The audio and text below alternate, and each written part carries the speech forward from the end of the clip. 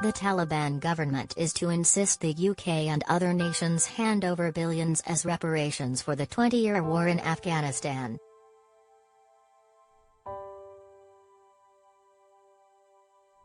Reports in Kabul suggest the demand is imminent, and that the Taliban is confident the UK will cave in.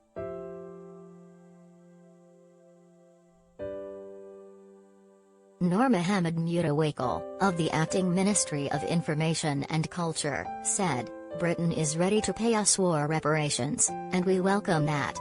Other countries involved in the war must also be prepared to pay."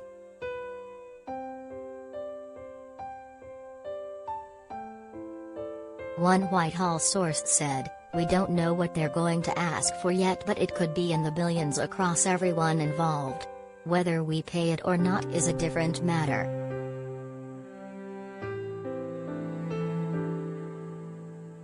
Afghanistan's economy is on the brink. Its GDP is set to shrink 10% this year and 5% in 2022-23.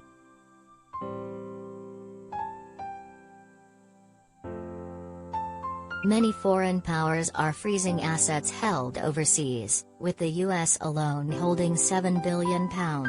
But the demand for reparations is controversial after the Taliban killed so many allies.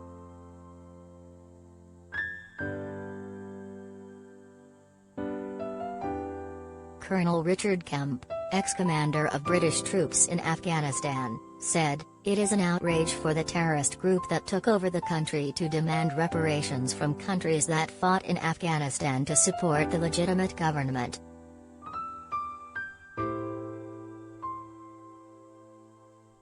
The British government should not even contemplate paying a penny to these bloodthirsty killers. This will be the first of many demands from the regime capable of murdering, torturing and subjugating the population, and driving the country to ruin.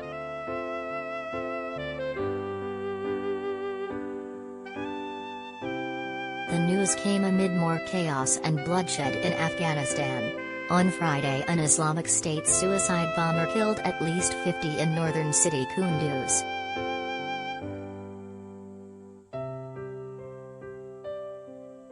It was also revealed diplomats met with the Taliban to negotiate safe passage out for those with UK links. Some fear the Taliban could use them to up the ante in any cash negotiations.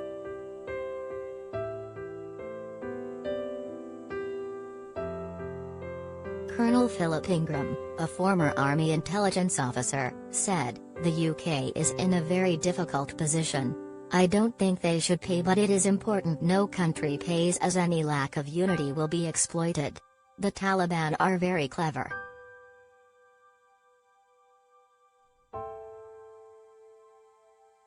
All through the evacuation they kept making statements they knew Western governments wanted to hear.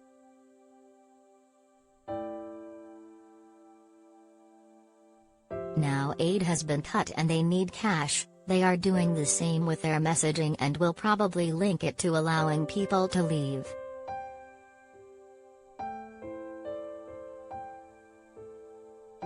The MOD refused to comment on reparations but confirmed there will be compensation for civilian casualties.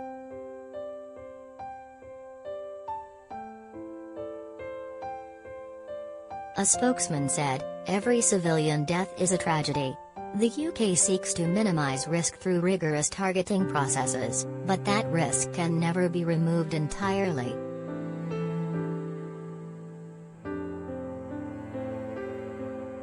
MOD data shows payouts were made over 289 deaths from 2006-13.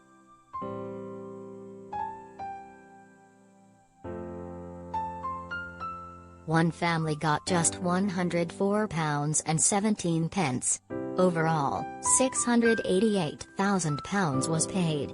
One family received £586.42 for the death of a boy of 10, less than the £662 another family received for the death of a herd of donkeys.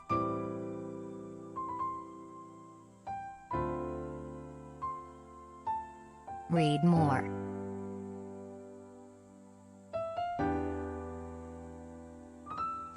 Read more.